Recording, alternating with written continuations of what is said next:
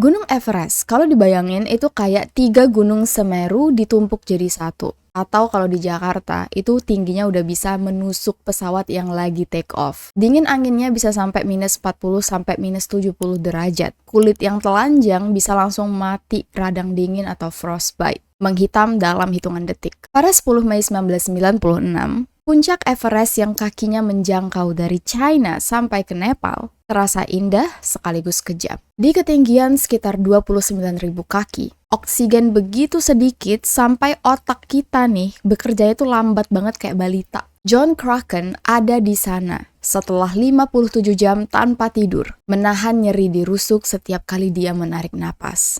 Pemandangan dataran tinggi Tibet dari atas emang indah banget, luar biasa. Tapi yang benar-benar John rasakan hanyalah rasa lelah yang luar biasa dan dingin yang menusuk. Di depannya ada 2 pemandu, Anatoly Bokriv dan Andy Harris, berfoto selama kira-kira 5 menit di atas puncak Everest, yang biasa disebut sebagai atap dunia, tinggi tertinggi di dunia. Sama sekali gak menyangka, peristiwa besar akan segera datang dan merenggut nyawa. Hanya yang selamat yang bisa bersuara. Mereka pun gak yakin dengan ingatan mereka sendiri. Otak mereka lambat kayak balita. Dari sini kita tahu, Gunung Everest bisa mengubah manusia. Karena kalian suka banget dengan cerita 2 video ini yang aku ambil dari buku Alive, kali ini aku bakal bawa kalian semua ikut merasakan mendaki Gunung Everest. Cerita ini aku ambil langsung dari buku Into Thin Air yang ditulis langsung oleh Jon Krakauer yang menceritakan semua pengalamannya. Tanpa berlama-lama, langsung aja kita masuk ke cerita. Welcome to Ruang Gelap.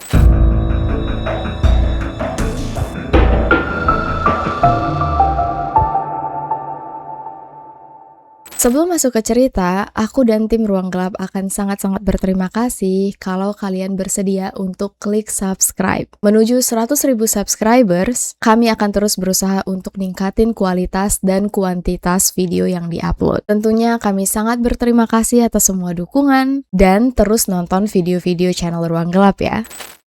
Gunung Everest sejak dulu disebut sebagai puncak Peak XV atau Peak 15. Tapi waktu dinobatkan sebagai gunung tertinggi di dunia, namanya diganti jadi Mount Everest. Untuk menghormati tokoh bernama Sir George Everest, kebiasaan orang barat suka banget ganti sesuatu yang bagus atau hebat dengan nama yang kebarat-baratan. Padahal dari dulu orang-orang di Nepal udah nyebut Peak XV atau Peak 15. Orang-orang langsung ingin menaklukkan Gunung Everest, tapi butuh 101 tahun sampai ada yang berhasil. Bagi banyak pendaki dan ahli geologi, Gunung Everest sebenarnya bukan yang paling indah secara estetika ya, tapi yang paling menantang. Dan bagi para pendaki, semakin gila tantangan, semakin besar kebanggaan. Apalagi kalau bisa mendaki sendirian dengan alat seminim mungkin, tambah keren. Jon Krakauer, dari dia masih kecil, suka banget mendaki. Dulu dia kerja sebagai tukang kayu, kadang jadi nelayan. Setiap tabungannya berhasil kekumpul, dia langsung mendaki gunung sebanyak mungkin. Dan impian dia dari kecil banget bisa mendaki Gunung Everest.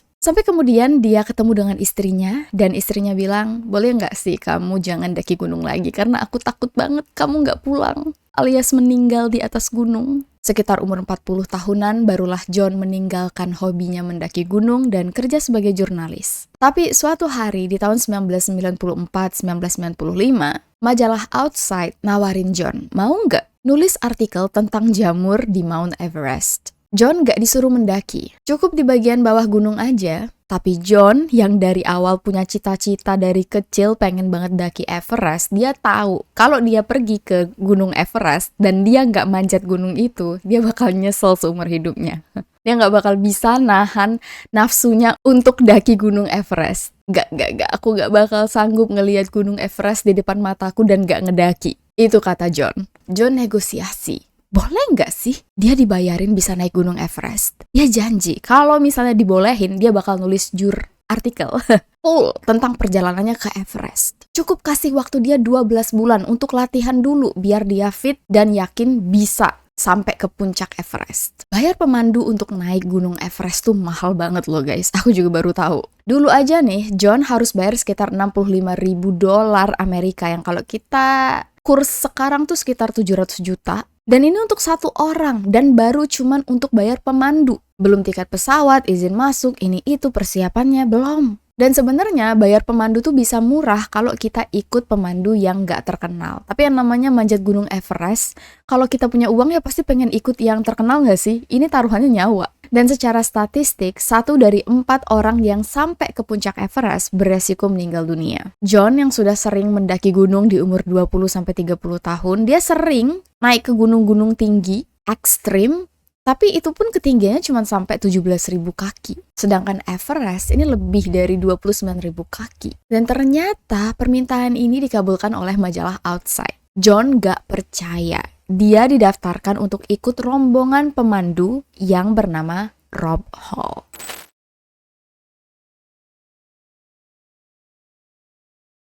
Rob Hall sudah mendaki Gunung Everest dari tahun 1990. Dia ini tokoh penting atau legend di kalangan orang-orang di Everest, bahkan para pendaki yang pengen naik ke Everest pasti tahu Rob Hall pada saat itu. Karena dia juga sudah berhasil membawa sekitar 50 orang lebih naik ke puncak Everest. Makanya untuk ikut tim dia itu harganya sekitar 700 juta tadi. Bisnis Rob Hall ini diberi nama Adventure Consultants. Tapi di video ini aku bakal sebut sebagai tim ekspedisi Rob.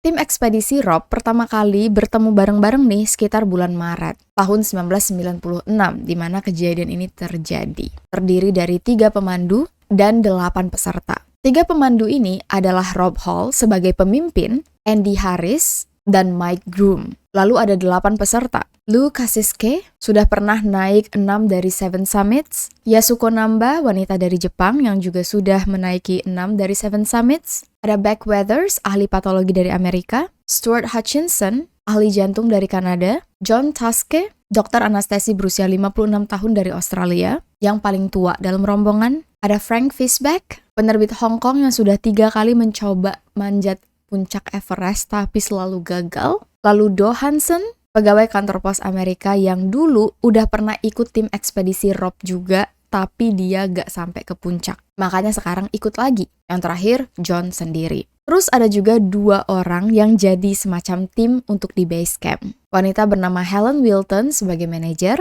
dan Caroline sebagai dokter di base camp. Perjalanan mereka dimulai dari Kathmandu ke Khumbu. Di sini tuh ada pedesaan, tempat orang Gunung Nepal tinggal. Mereka ini disebut kaum Sherpa. Mereka udah terbiasa hidup di ketinggian 9.000 sampai 14.000 kaki. Pokoknya, semua kejadian di Everest itu pasti dibantu oleh kaum Sherpa. Mereka ini terkenal tangguh, cerdas, dan dapat dipercaya. Walaupun jumlah mereka tuh sedikit, kurang dari 20.000 orang. Sherpa hidup dalam kemiskinan. Mungkin karena mereka ya hidupnya terisolasi orang gunung. Dulunya, mata pencarian mereka tuh bertani di cuaca ekstrim. Pendapatan mereka dalam 1 tahun itu cuma 2 juta rupiah. Iya, kalian gak salah dengar. Tapi semenjak Everest banyak dikunjungin oleh para pendaki, mata pencarian mereka nih agak sedikit berubah. Banyak yang milih untuk jadi pembantu ekspedisi. Entah itu bantuin bawa barang ke atas, atau nyambungin tangga-tangga, tali-tali di tempat-tempat yang curam. Intinya ya mereka kayak pembantu. Dan pendapatan mereka kalau jadi pembantu ekspedisi ini bisa sampai 22 juta per tahun. Ini dalam rupiah ya, dan tahun 1996. Jadi kalian bisa bayangin, 2 juta rupiah dengan 22 juta rupiah, wajar kan kalau banyak yang milih jadi pembantu ekspedisi. Meskipun taruhannya nyawa. Nah, lokasi awal yang harus dituju oleh para pendaki adalah base camp. Dan untuk naik ke base camp, ini juga udah mulai mendaki gunung. Mereka harus menginap di sebuah desa bernama Lobuhe, tempat yang digambarkan John waktu itu keadaannya kumuh, kotor, sesak. Desa ini dipenuhi oleh yak atau sapi gunung yang benar-benar kurus. Ada banyak banget pendaki dari negara-negara lain dan warga lokal yang kerja sebagai porter, entah itu porter barang, porter manusia, atau petugas. Harusnya desa ini tuh nggak serame ini, tapi karena keadaan di atas lagi salju lebat dan belum cair, seluruh pendaki nggak ada yang bisa naik. Makanya numpuk di desa yang sebenarnya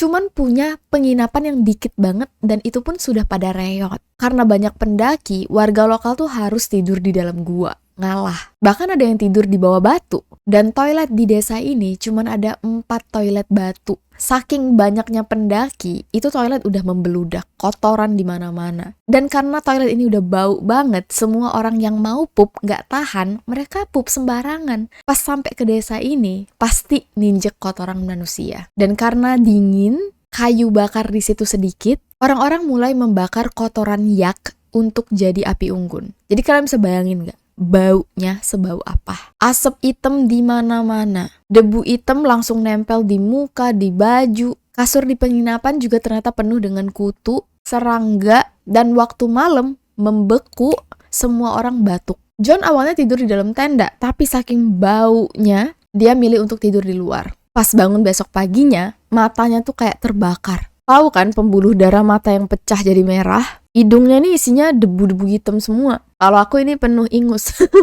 Maaf banget ya, aku lagi flu berat. John juga batuk parah. Batuk yang gak bakal sembuh sampai akhir ekspedisi. Dan sebenarnya mereka tuh harusnya cuma sehari di pedesaan Lobuhe ini. Cuman karena ada satu Sherpa yang gak sengaja jatuh, orang-orang di base camp pada bantuin semua. Termasuk Rob. Sebagai orang atau tokoh yang dikenal di Everest, dia tuh sangat menghargai keadaan Sherpa. Dari awal dia ngasih tahu seluruh peserta, kalian jangan semena-mena sama Sherpa. Mereka emang kerja sebagai pembantu kita, tapi kalian harus tahu, tanpa Sherpa kita nggak akan pernah bisa mendaki Everest. Itulah kenapa kalau misalnya ada Sherpa yang luka, Rob pasti bakal langsung bantuin. Entah Sherpa itu kerja sama dia atau enggak peduli. Rob naik duluan ke base camp. Setelah Sherpa ini berhasil dievakuasi oleh helikopter, baru Rob ngabarin mereka-mereka yang dari desa Lobuhe udah bisa naik ke atas, nyusul ke base camp. Jadi John dan rombongannya dipimpin oleh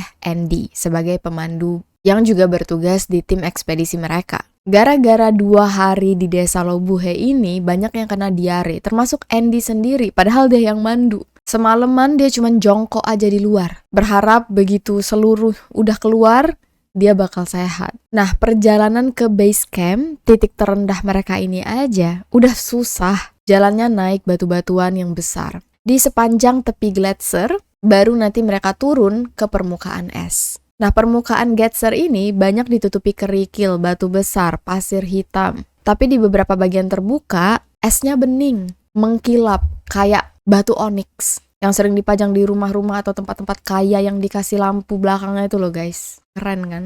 Cantik banget pokoknya. Dan dari bawah es ini kita bisa ngeliat lelehan air mengalir. Kadang-kadang ada suara gemuruh. Jadi kayak ada dengungan hantu yang diciptakan oleh air-air ini. Menjelang sore, mereka baru mencapai kawasan yang disebut Phantom Alley, area yang penuh dengan menara-menara es. Bentuknya raksasa, guys. Area yang penuh dengan menara-menara es raksasa. Tingginya bisa sampai 30 meter. Dan sejauh mata memandang, yang kelihatan cuma menara es ini aja. Setelah dilewati, baru mereka tiba di base camp. Ini udah di ketinggian 17.600 kaki.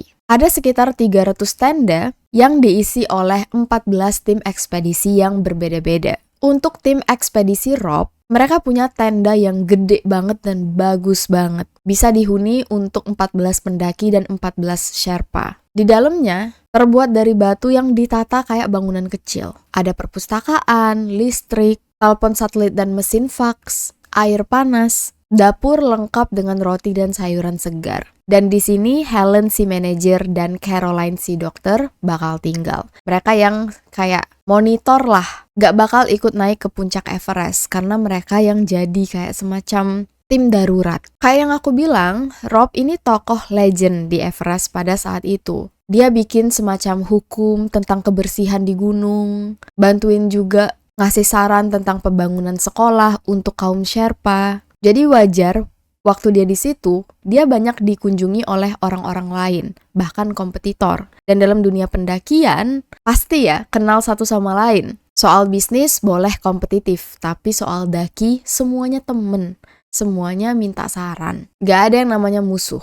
Salah satu sahabat sekaligus kompetitor Rob Hall adalah pria bernama Scott Fisher, pemilik tim ekspedisi Mountain Madness yang membawa 8 peserta. Dan di cerita ini, tim ekspedisi Rob dan tim ekspedisi Scott bakal jalan bareng. Jadi kalian wajib inget ya guys, mereka ini 2 tim ekspedisi yang beda, masing-masing punya pemandu dan peserta sendiri. Nah, begitu John sampai ke base camp di ketinggian 17.900 kaki ini, dia langsung ngerasa pusing guys. Dia nggak pernah daki gunung setinggi 17.000 kaki. Dan ini baru di base camp udah 17.000. Kalau kita berdiri terlalu cepat dari duduk, kita pasti bakal langsung ambruk. Kayak kena vertigo. Dan mulai banyak yang kena batuk parah. Yang udah batuk duluan tambah parah. Semalaman mereka nggak bisa tidur, kebangun terus karena sesak. Oksigennya udah dikit banget kan. Dan kalau ada luka, sekecil apapun, susah sembuh. Nafsu makan hilang, pencernaan kacau, tubuh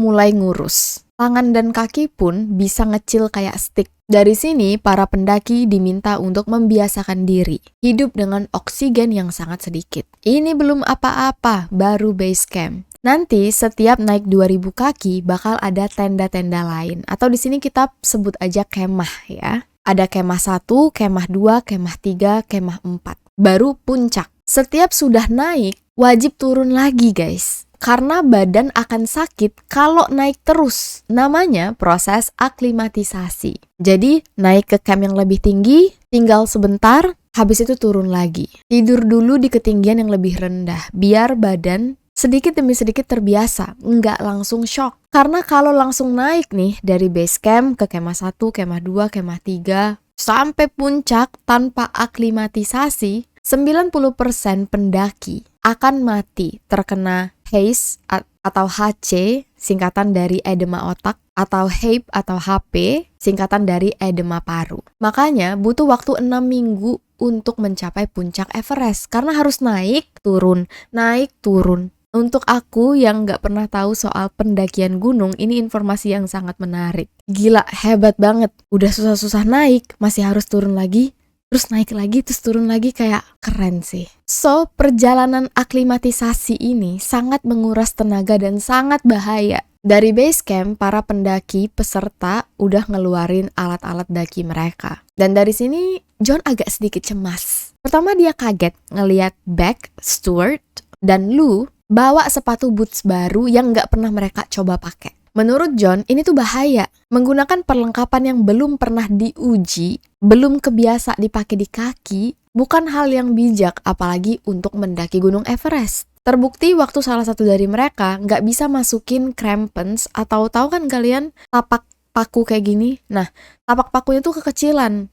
Di boots baru nggak masuk, jadi harus dimodifikasi dikit-dikit. Dan ini tuh bahaya banget. Ibaratnya kalau nggak bisa ninjek dengan bagus, ya serem kan? Untuk rute, mereka memilih jalur Khumbu Glacier di bagian bawah gunung. Baru nanti naik menuju jalan yang disebut South Col. Lalu kalau udah sampai ketinggian 23.000 kaki, mereka bakal masuk ke lembah es panjang yang diberi nama Western CWM, di mana nanti ada banyak retakan-retakan yang harus mereka laluin. Kalau yang sempit bisa dilompatin, tapi ada yang selebar 80 kaki, ini harus dipijak pakai tangga besi. Tapi ini belum lebih seram daripada Khumbu Icefall. Khumbu Icefall ini jalur yang paling ditakutin. Pendaki harus melewati ratusan menara es. Ada juga blok-blok raksasa, dan kapanpun bisa ada yang runtuh, nimpa pendaki. Atau tiba-tiba jeblos, jatuh. Jadi kayak main Russian roulette. Nah, untuk menandai jalur yang aman, ada semacam sistem tidak tertulis. Siapapun pendaki yang mau buka jalur duluan, masang tangga dan tali di sini, akan dibayar sekitar 35 juta oleh setiap pendaki yang ikut jalurnya. Dulu sempat jadi masalah bagi orang-orang ya, kenapa yang lewat harus bayar? Tapi setelah disuruh, ya udah kalau nggak mau nggak boleh lewat gitu kan. Ya orang-orang pada mikir juga, ini taruhannya nyawa. Uang 35 juta dengan nyawa ya nggak ada apa-apanya kan. Jadi pada akhirnya ya semua pendaki nurut aja, mereka harus bayar tol. Dan dari awal udah dibilang, di kalangan pendaki tuh ada mitos yang sering dipercaya. Kalau misalnya di gunung, kalian dapat firasat buruk, selalu ikutin firasat kalian. Banyak yang meyakini bahwa orang yang sering banget selamat dari kejadian, itu karena mereka mendengarkan kata hati. Apalagi di medan yang nggak bisa diprediksi kayak Khumbu Icefall ini. Kalau biasanya mendaki, kadang-kadang orang itu nyambungin diri mereka ke teman mereka pakai tali. Di sini, semua orang harus manjat mandiri. Soalnya semakin cepat gerak, semakin aman. Dan di Everest, para pendaki dibilang, jangan harap diselamatkan satu sama lain. Apalagi para pendaki ini kan gak terlalu kenal satu sama lain juga ya. Sedangkan teman mendaki itu penting banget. Nanti kita bakal melihat seberapa pentingnya milih teman mendaki. Karena bisa jadi teman kita membahayakan nyawa kita, atau bahkan menyelamatkan nyawa kita. So, bisa kalian bayangin gak? udahlah harus mendaki curam, kita juga harus jalan lewat jurang-jurang pakai tangga. Harus jinjit pakai sepatu gunung di atas 3 tangga aluminium yang rapuh, yang diikat jadi satu, yang membentang di atas celah es, yang entah ujungnya di mana. Kata John, aku ngelihatnya aja, otot pantat aku langsung tegang. Meskipun harus diakuin di tengah bahaya ini, pemandangan malam di Icefall indah banget. Sampai berasa kayak ada di planet lain. Ini tuh menara es yang berkilau di bawah langit penuh bintang. Aku nyebutnya aja kayak, wah indah banget pasti.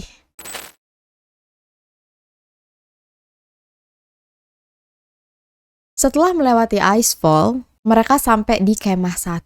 Dan dari sini mulai kelihatan kemampuan para peserta itu sehebat apa. Menurut pengamatan John, Doug dan John termasuk yang paling tua, tapi mereka yang paling stabil. Frank yang paling hebat. Konsisten, kuat, nyaris nggak kelihatan capek sama sekali. Stuart kelihatan paling lemah. Tapi yang paling mengkhawatirkan adalah Beck dan Yasuko. Yang beberapa kali kayak hampir jatuh. Yasuko sendiri kayak nggak terlalu bisa pakai paku sepatu. Jadi dia harus diajarin dulu lagi. Dan menurut John ini bahaya banget.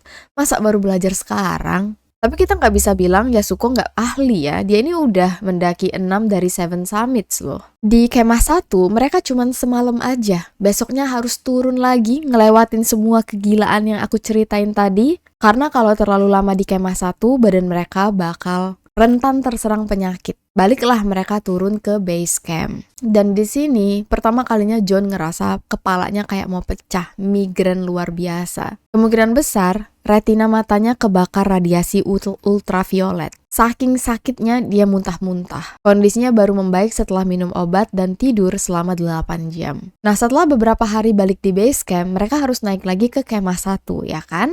Ngelewatin lah rute gila yang aku jelasin tadi. Dan tim mereka ini berpapasan dengan tim ekspedisinya Scott. Ternyata peserta tim ekspedisi Scott kelihatan agak lebih ahli daripada tim mereka. Nah, bahaya besar di rute pendakian Everest sebenarnya tuh ada satu lagi. Saat ada rombongan yang mau naik, ketemu dengan rombongan yang mau turun. Karena jalurnya ini sempit, seringkali salah satu kelompok harus nunggu dulu, berhenti lama, sampai kelompok lain selesai. Dan di saat-saat ini justru badan lebih sering menggigil, karena kan diem aja. Gak cuman ada tim ekspedisi Scott, mereka juga ketemu dengan tim ekspedisi lain, yaitu tim ekspedisi dari Taiwan, Norwegia, dan Afrika Selatan. Nah, karena mendaki Everest ini jadi semacam bisnis, kadang ada juga nih pemimpin yang belum punya banyak pengalaman, tapi ngajak orang lain jadi peserta. Menurut John, hal ini terjadi pada tim Afrika Selatan. Tim ini dipimpin oleh pria Inggris yang kayaknya nggak kompeten dan banyak bohong. Bilang udah pernah naik ini, naik itu, padahal belum. Terbukti beberapa pesertanya pulang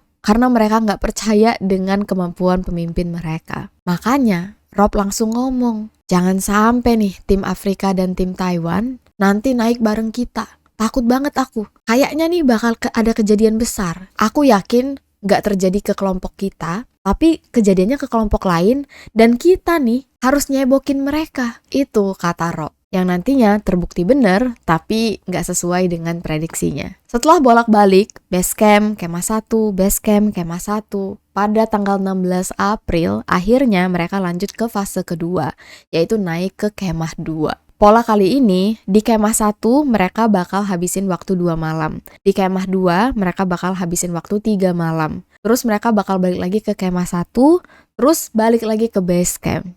Iya guys, capek banget kan? Aku cerita aja capek, apalagi mereka yang harus ngejalaninnya. Di kemah 1, oksigen kan udah tipis banget ya, tapi masih lebih mending daripada pas naik ke kemah 2. Malam-malam mereka sering dengar longsor salju. Saking dinginnya, tangan kayak udah mau beku, sampai ke tulang-tulang. Tapi pas matahari naik, salju dan es memantulkan sinar berkali-kali lipat sampai tempat ini kayak isi dalam oven. Panas banget. John yang masih trauma karena retinanya sempat kena radiasi, langsung masukin es banyak-banyak ke topinya, biar nggak kejadian lagi. Dan dalam perjalanan, John ngeliat ada kayak plastik biru. Yang waktu dia deketin, baru sadar itu jenazah manusia. Kemungkinan seorang Sherpa yang sudah meninggal 5 tahun lalu. Melihat jenazah di rute pendakian Everest adalah hal yang sangat lumrah. Beberapa jenazah bahkan udah puluhan tahun ada di situ dan emang nggak dievakuasi karena susah. Helikopter nggak bisa naik sampai ketinggian ini. Bahayalah medannya. Di kemah 2, John nggak bisa baca, nggak bisa makan karena kepalanya sakit banget. Dia cuma bisa rebahan tapi nggak bisa tidur dan cuma bisa nangis. Sampai dia mikir-mikir lagi. Ya ampun, semenderita ini ya mau mendaki puncak Everest. Habis itu mereka turun lagi ke kemah 1 dan pada tanggal 22 April sampailah di base camp. Balik ke titik pertama, titik 0. Gak lama kemudian salah satu Sherpa dari tim ekspedisi Scott meninggal dunia karena sakit. Udah kelihatan kan bahayanya? Di tanggal 28 April, mereka melanjutkan fase ketiga, naik ke kemah 3. Ketinggiannya sekitar 24.000 kaki. Di dekat lereng bernama Lhotse Face. Suhu udara itu sekitar minus 22 derajat Celcius. Malam hari itu nggak ada yang bisa tidur. Kalau di kemah 2 kena sinar matahari panas banget kayak masuk dalam oven. Di kemah 3 sinar matahari nggak ngaruh. Bener-bener angin kenceng itu kayak minus 40 derajat Celcius. Aku bahkan nggak bisa bayangin minus 40 derajat Celcius itu segila apa. Ini angin nih nyapu debu es ke muka, masuk hidung, nempel di baju, kaki mulai mati rasa. Belum sampai nih, John udah ngerasa gak sanggup. Dia masih bergelantungan di tali, manjat ke atas kan. Tapi dia udah berhenti, dia ngeliat ke bawah, nunggu Mike, pemandunya, sampai untuk ngasih tahu, aku kayaknya gak sanggup, aku mau turun aja. Tapi rupanya, belum Mike sampai nih, dia dapat pesan dari radio. Mike teriak, semuanya, Rob nyuruh kita pulang, turun sekarang juga, bahaya. Rupanya ada semacam kayak badai gitulah guys. Pas turun, ternyata banyak banget anggota pendaki yang kena radang dingin atau frostbite. Udah ngitem tuh tangan, jari kaki. Yang pastinya kalau nggak sembuh, nanti pas pulang harus diamputasi. Serem ya?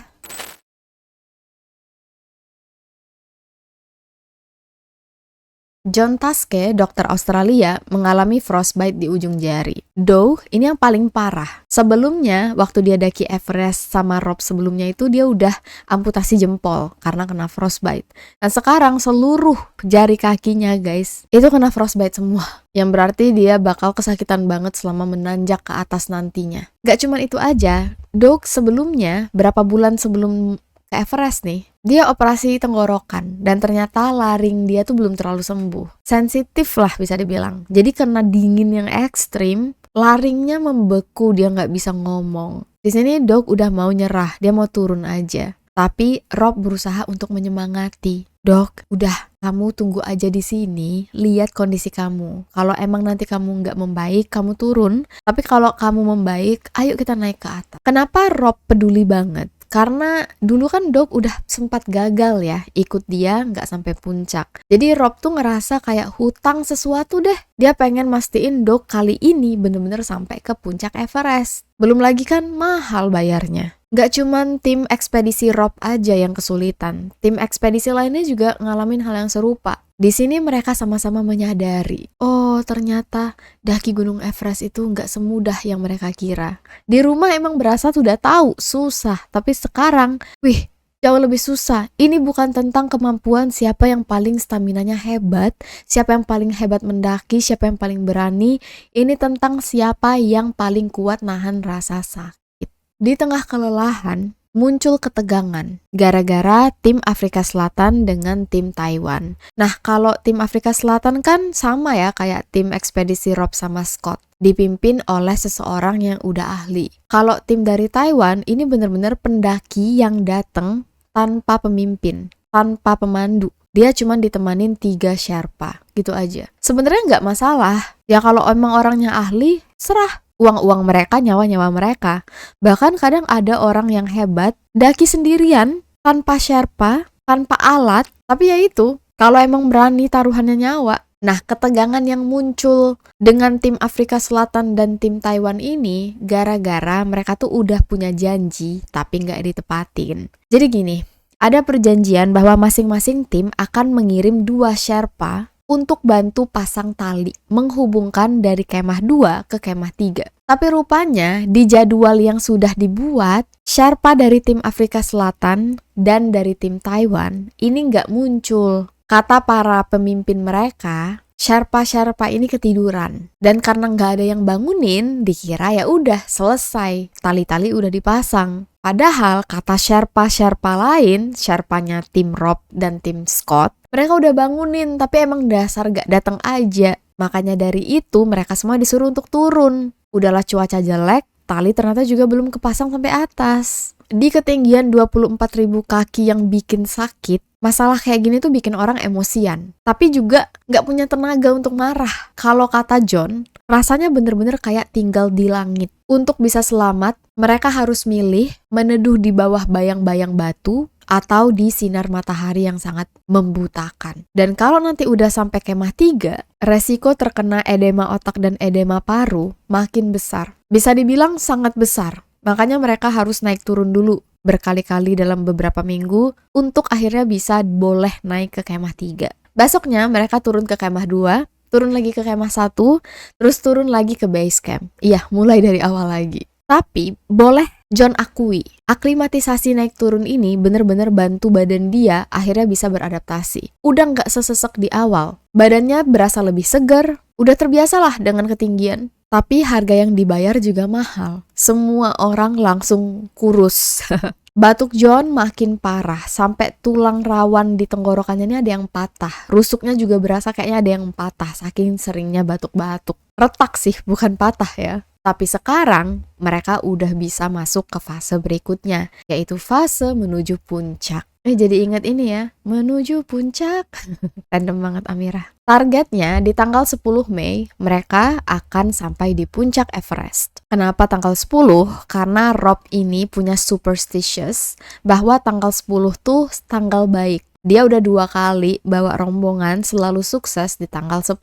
Dan juga menurut ramalan cuaca, tanggal itu bagus. Maksudnya cuacanya bagus. Jadi ini adalah saat dimana mereka mengumpulkan tenaga sebelum ke puncak. Di tanggal 6 Mei, waktu mereka di base camp, ada satu sosok yang membuat John kagum. Seorang pendaki Swedia bernama Goran datang ke Nepal naik sepeda, mendaki sendirian tanpa Sherpa, tanpa pemandu, tanpa tabung gas. Hari itu, Goran naik untuk ke puncak. Udah hampir sampai nih, tinggal dikit lagi. Goran memilih untuk turun karena dia ngerasa terlalu lelah. Goran ngerasa sanggup untuk sampai ke puncak, tapi dia gak yakin sanggup untuk turun. Bayangin, sepedaan dari Swedia ke Nepal mendaki sendirian udah ngabisin waktu berapa bulan tuh. Dikit lagi nyampe puncak, milih turun cuman karena ngerasa kayaknya aku sanggup deh ke puncak. Tapi kayaknya kalau turun, aku bakal lelah banget dan otak aku gak bakal mikir lurus. Maka dari itu, Goran gagal ke puncak Everest. Tinggal dikit lagi. Waktu semua orang tahu, terutama Rob, waktu mereka dengar kabar Goran tidak berhasil ke puncak Everest, Rob kagum. Hebat banget kata Rob. Kelihatan kan, ini orang hebat. Aku jauh lebih kagum, dia milih turun daripada maksain ke puncak. Semua orang bodoh bisa sampai ke puncak, tapi cuman orang bijak yang bisa turun secara selamat. Itu kata Rob. Garis antara bodoh dan bijak itu tipis banget saat mendaki gunung. Yang paling penting itu bukan sampai ke puncak, tapi pas turunnya. Ini bukan aku yang ngomong, tapi emang kayaknya semua pendaki tahu. Cuman ya itu ya, susah mengalahkan ego. Gimana sih? Ibarat kita udah ngabisin duit hampir 2M, 2 bulan udah jalan, gak sampai ke puncak tuh kayak, weh. Aku yang denger aja kayak, weh, gila sih.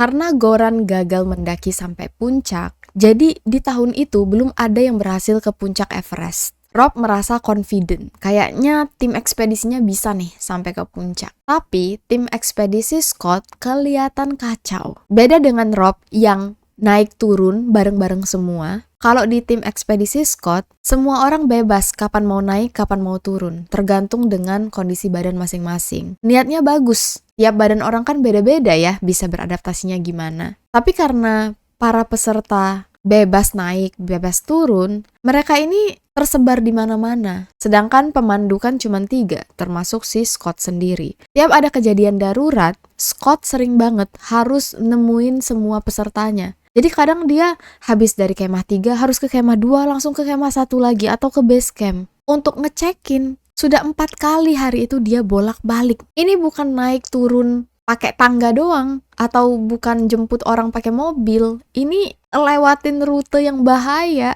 Scott kelihatan capek banget. Nah, sebenarnya di tim dia ini kan ada pemandu lain yang sebenarnya bisa ngawasin ya. Pemandu bernama Anatoly Bokriv dan Neil Beidelman. Tapi mereka berdua nih kayaknya kurang cocok. Neil, dia detail banget ngurusin peserta. Tapi Anatoly punya prinsip yang beda. Menurut Anatoly, mendaki Gunung Everest tuh gak perlu diemong. Para peserta kan sudah tahu bahaya, ya tahu-tahu diri lah. Kalau ngerasa sanggup ya udah. Kalau ngerasa nggak sanggup ya kenapa dari awal harus mendaki? Masa iya semua-muanya tuh harus dituntun? Itu prinsip si Anatoly. Sedangkan menurut Scott, para peserta ini udah bayar mahal. Menaruhkan nyawa mereka ke para pemandu. Jadi udah tugas mereka untuk nolongin secara total. Nah, beda prinsip inilah yang bikin Scott sering curhat ke teman-temannya di Amerika lewat radio. Aku capek banget.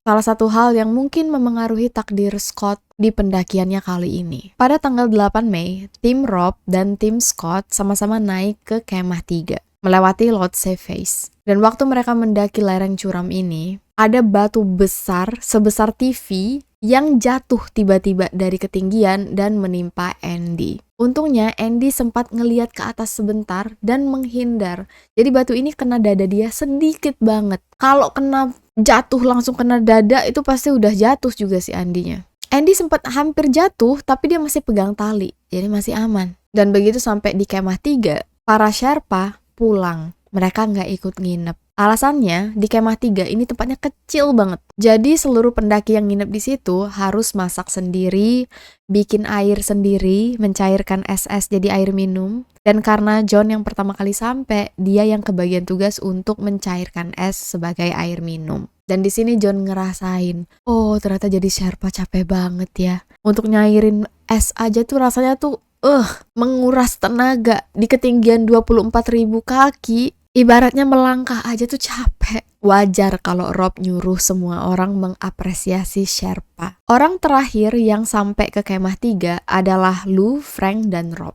Mereka sampai tuh malam. Padahal Frank nih yang paling gesit, tapi dia juga udah kemakan cuaca badannya. Sampai Mike harus turun ngejemput mereka satu-satu kayak diemong buat naik. Dan khusus untuk kemah 3, semuanya harus tidur pakai tabung oksigen. Soalnya oksigennya udah dikit banget. Dan harus dibiasain napas pakai tabung oksigen yang ternyata sakit.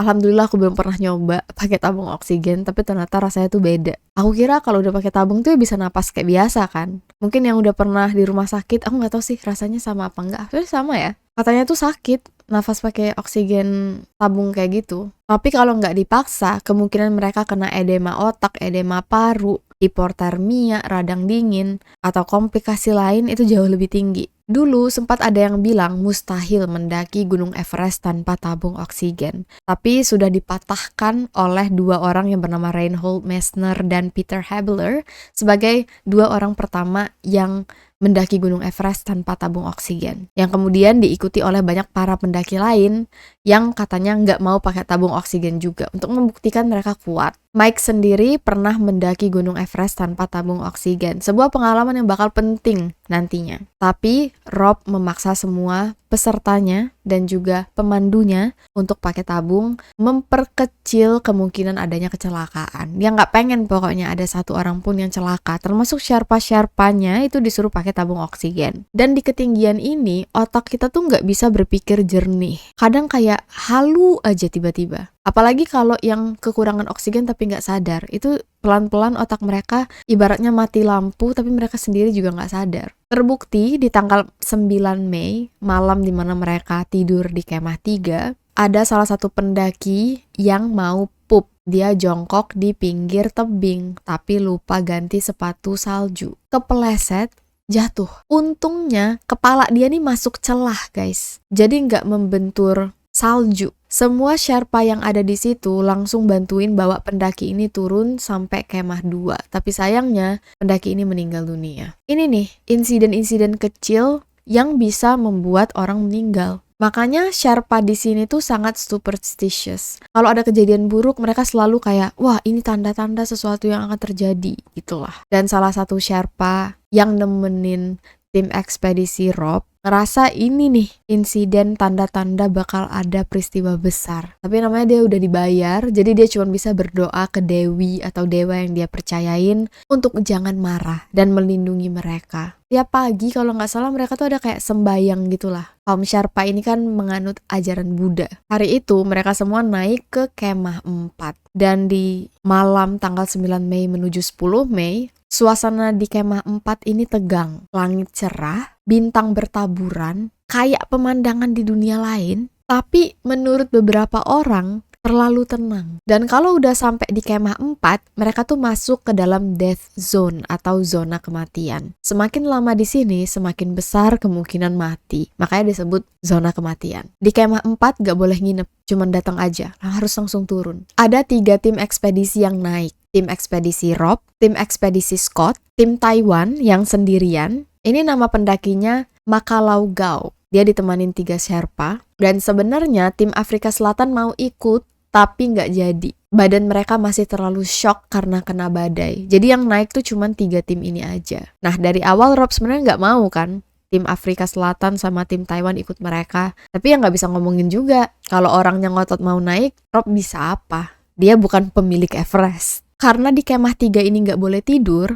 cuma ada 2 pilihan. Turun ke bawah atau terus naik ke puncak. Untuk tim ekspedisi Rob dan tim ekspedisi Scott, mereka udah menjadwalkan tanggal 10 Mei sampai ke puncak. Jadi bagi mereka harus terus naik. Nah untuk yang merasa nggak kuat, ini adalah saat mereka turun. Total ada 34 orang yang sampai ke kemah 4 malam itu. Dari tim Rob ada 3 pemandu, 8 klien, 4 Sherpa. Dari tim Scott ada 3 pemandu, 6 klien, 6 Sherpa. Dan dari tim Taiwan ada si Makalu Gao dan 3 Sherpanya. Dan kayak yang aku bilang, indah banget pemandangannya, terlalu indah. Sampai Frank, salah satu peserta dari rombongannya Rob, tiba-tiba nih pulang. Aku ngerasa ada yang aneh, firasatku nggak enak. Gitu aja, turun dia, nggak jadi mendaki puncak Everest. Gak lama kemudian, Doug juga keluar deh dari barisan, mau turun. Soalnya ngerasa badannya nggak kuat, udah kedinginan, nggak punya tenaga lagi untuk manjat. Tapi oleh Rob,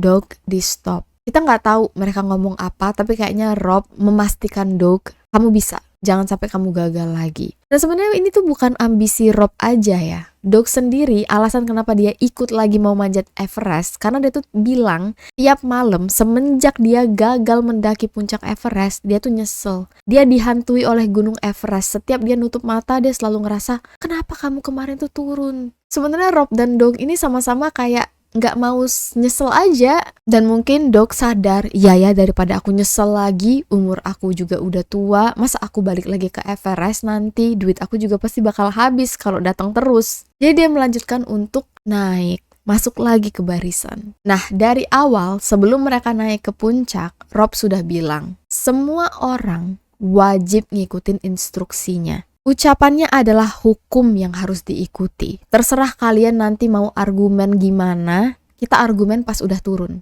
Di atas gak ada yang boleh berargumen. Ini udah perjanjian. Sama satu lagi, paling lama mereka ada di puncak jam 1 atau jam 2 siang. Kalau udah jam 1 atau jam 2 siang, harus turun. Entah mereka udah sampai atau belum sampai puncak, turun. Pokoknya jam 2 turun. Belum ditentuin nih, turunnya tuh jam 1 atau jam 2. Kata Rob nanti dikabarin. Udah kan? Jadi cuman Frank sendiri yang turun. Yang lain dari kemah 4 lanjut naik ke atas. Pada waktu mereka di ketinggian 27.600 kaki, di tengah kegelapan, Rob minta semua peserta tim dia itu dakinya berdekatan. Peserta, pemandu, Sherpa harus deketan. Masalahnya, pendaki yang cepet harus nungguin pendaki yang lambat. Jadi kadang-kadang John tuh duduk cuman sejam, cuman nungguin orang buat naik. Dan selama dia duduk sejam, 2-3 jam ini dia harus selalu mukul-mukul badannya biar darahnya tetap jalan. Yang bikin cemas itu sebenarnya tabung oksigen sih. John takut banget oksigennya habis. Dan dia takut banget udah lewat jam 2 belum nyampe ke atas. Di sini tim mereka udah kecampur-campur. Tim Scott, tim Rob, tim Taiwan. Dan waktu naik nih, manjat ke atas, salah satu peserta dari tim Scott dibopong naik oleh Sherpa. Peserta yang dibopong ini bernama Sandy Pittman, selebriti. Sherpa yang ngangkut dia bernama Lobsang Jangbu. Jadi Lobsang naik ke atas kayak laba-laba. Di belakangnya ada Sandy. Dia naik tanpa tabung oksigen, bahkan tanpa tali. Gila banget. Padahal sebelumnya Lobsang baru aja bawa satelit untuk telepon dan fax dari kemah 3 ke kemah 4. Terus sekarang dia ngebopong Sandy selama 8 jam guys. 8 jam naik. Pastinya Lobsang kelelahan banget. Dan ini akan sangat berpengaruh ke cerita kita. Soalnya Lobsang harusnya udah naik duluan untuk masang tali. Ingat kan aku bilang, di tahun ini belum ada pendaki yang berhasil sampai ke puncak, yang berarti talinya belum ada. Kalaupun ada, ya mungkin dari tahun lalu. Itu pun kalau nggak ketutup salju. Mustahil. Alasan kenapa Lobsang membopong Sandy, ini agak kabur. Kalau dari kata Lobsang, pengakuan Lobsang sendiri, dia dipaksa Scott untuk mastiin Sandy sampai ke puncak. Dan dia nggak tega waktu ngelihat Sandy kayak udah mau jatuh. Jadi mending dia bopong aja. Kan dia dibayar untuk mengikuti perintah Scott. Sedangkan menurut Sandy, dia juga sendiri nggak tahu kenapa dia dibopong, dia nggak pernah minta. Ada dugaan Scott sengaja nyuruh Lobsang mastiin Sandy sampai ke puncak karena Sandy ini kan selebriti. Kalau misalnya berita tentang dia sampai ke puncak Everest didengar oleh semua orang di Amerika, pasti nanti banyak selebriti-selebriti lain yang ikut mendaki gunung ke tim ekspedisi Scott. Balik-balik bisnis. Tapi sayangnya, spoiler, Scott gak selamat, jadi kita gak tahu kenapa tiba-tiba Lobsang membopong Sandy. Intinya, di ketinggian 27.400 kaki, tepat di zona kematian, enggak ada tali. Padahal dari awal, Rob udah bilang, ini tugas Lobsang dan Ang Dorje. Ang Dorje ini Sherpa lain di tim mereka. Nah, menurut Ang Dorje dan Lobsang, mereka nggak masang karena Sherpa dari tim-tim lain itu nggak ada yang bantuin. Harusnya semua Sherpa dari tim bareng-bareng. Nggak jelas, sungguh nggak jelas gimana. Dan Ang Dorje nggak mau masang sendirian. Ya gila kali katanya. Lobsang disalahin. Kenapa kamu ini nggak sesuai dengan suruhan? Kan kita berdua yang disuruh masang. Kalau kata Lobsang, ya kemarin kan badai, nggak bisa naik ke atas. Terus aku kira Sherpa lain udah masang. Pokoknya intinya nggak kejadian. Tali nggak dipasang. Jadi para pemandu dari tim Scott akhirnya ngebantuin para pemandu dari tim Rob untuk masang tali. Dan di hari itu Ang Dorje, Sherpa yang biasanya ramah, suka ngelucu, diem aja, murung,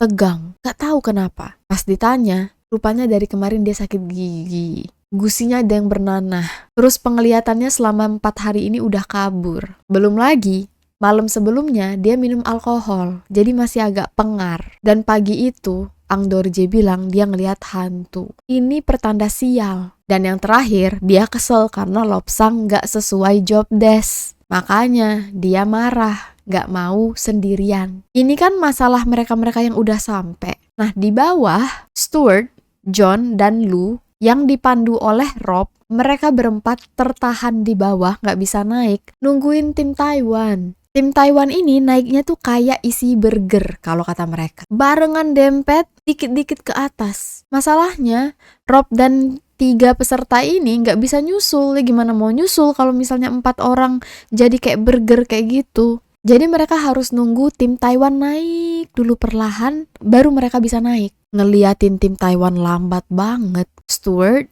John, dan Lou ngeliat jam. Wah, kalau selama ini nggak sampai nih. Jam 1, jam 2 kita pasti nggak sampai ke atas. Jadi dengan berat hati mereka mutusin udah pulang aja turun ke bawah. Ini keputusan yang pastinya berat banget. Untuk sampai ke tahap ini mereka udah ngabisin lebih dari 1 miliar. Ngabisin tenaga, waktu latihan. Tapi mereka ngerasa ini keputusan yang bijak. Daripada dipaksain, toh juga nggak bakal nyampe ke atas. Mending pulang. Dan ini adalah keputusan yang akan menyelamatkan nyawa mereka. John yang aku maksud di sini adalah John Taske, bukan John yang menceritakan cerita ini. Nama mereka emang sama. Mereka bertiga kan turun tuh, tapi Rob nggak mungkin sebagai pemimpin ninggalin timnya sendirian. Jadi mau nggak mau, Rob tetap harus nunggu tim Taiwan sampai nyampe ke atas, baru dia nyusul. Waktu itu sudah jam 11:40.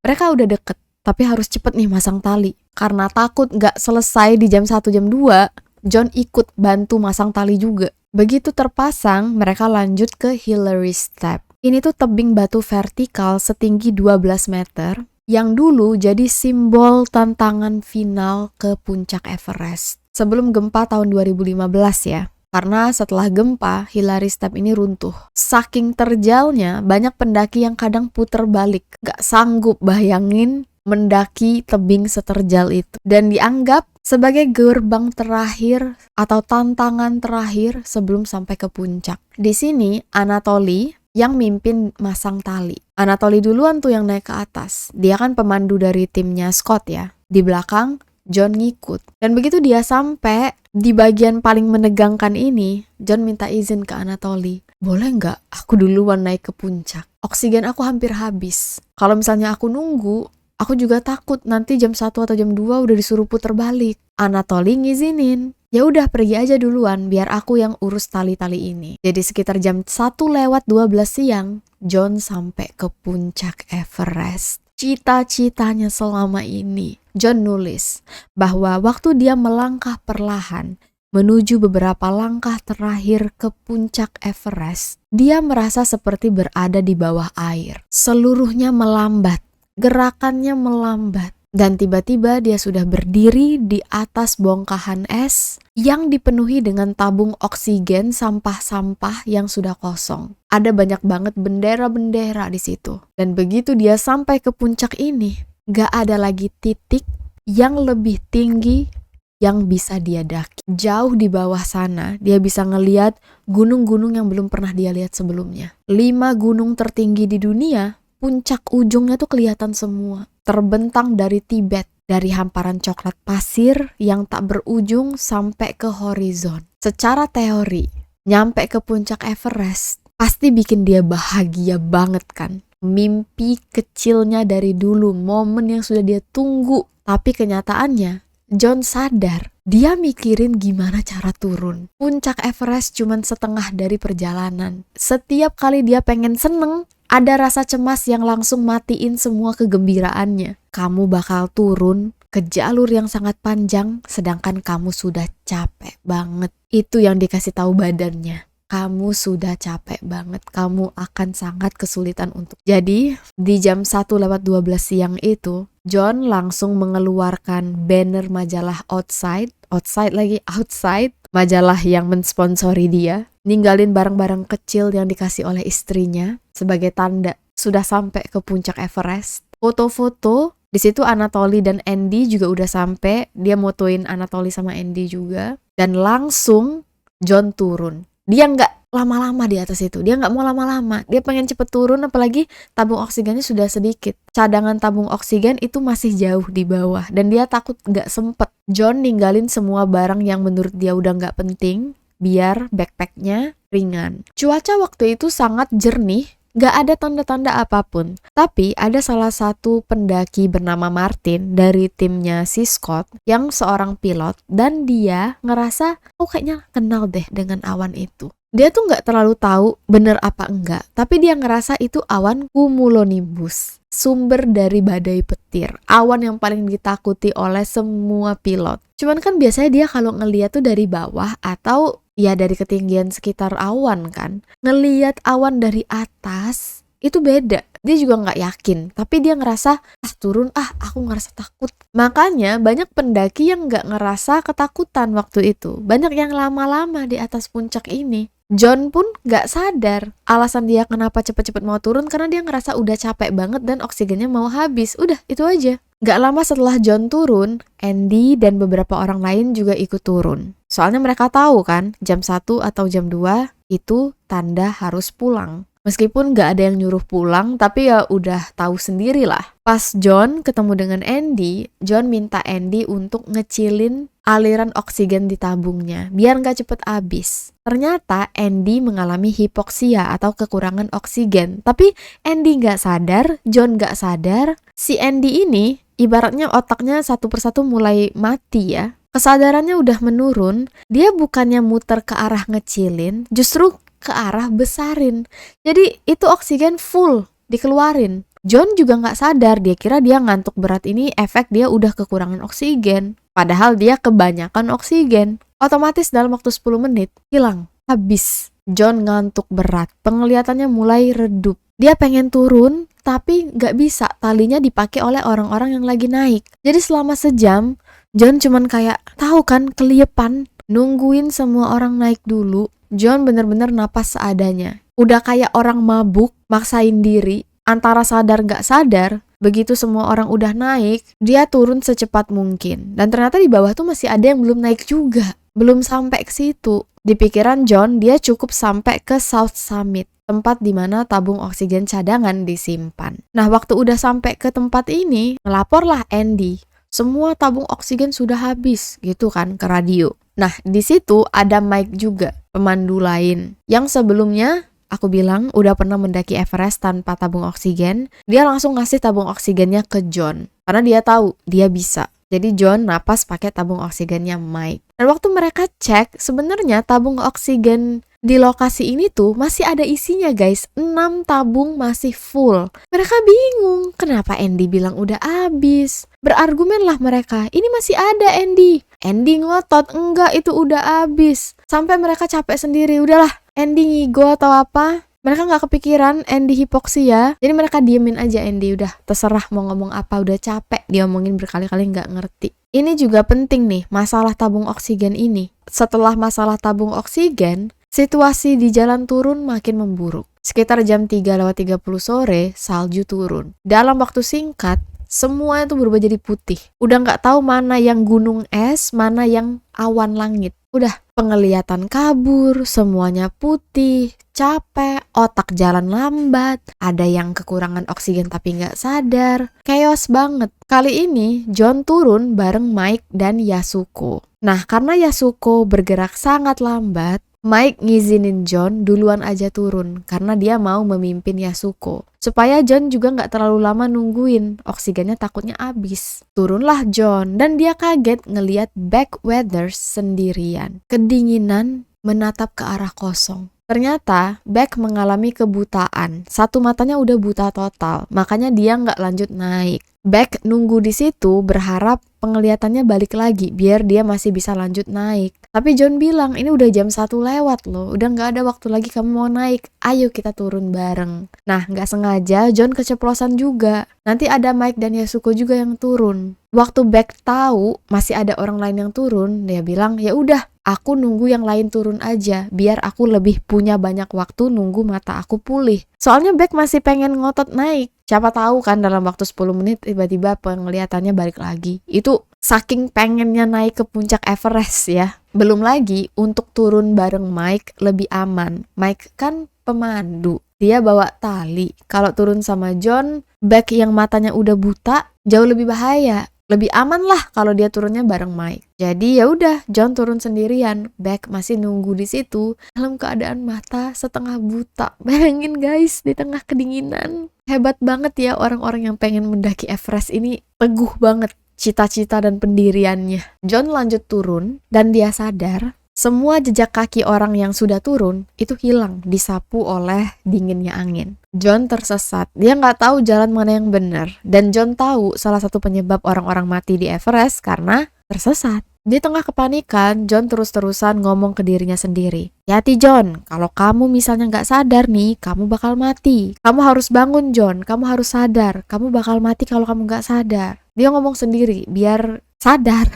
Dan tiba-tiba dari belakang ada suara boom, ledakan. John kira longsor salju. Tapi waktu dia noleh ke belakang, gak ada apa-apa. Beberapa detik kemudian terdengar lagi suara boom. Kali ini disertai kilat yang menerangi. Tiba-tiba langsung terang aja dalam hitungan detik. Dan John sadar, oh petir. Otaknya udah lambat, jadi kayak memproses informasi tuh pelan banget. Barulah juga dia sadar. Kalau ada petir berarti bakal ada badai. Berarti dia harus secepat mungkin nyelamatin diri seenggak-enggaknya ke kemah 4. Dan mungkin karena dia takut, tiba-tiba otaknya tuh kayak jalan aja. Oh iya, kalau nggak salah aku tuh harusnya kesini, kesini, kesini. Dia ikutin dan bener. Kata John, ini tuh kebiasaan yang harus dimiliki oleh semua pendaki. Selalu usahain menghafal jalan. Karena kita nggak bakal tahu kapan kita tersesat. Dan untung kali ini kebiasaan yang menyelamatkan nyawanya. Bener aja, sekitar jam 6 sore, badai berubah jadi angin blizzard yang penuh dengan salju. Bener-bener kenceng banget. Badai lah, namanya badai ya. Yang awalnya kayak angin-angin badai, beneran jadi badai.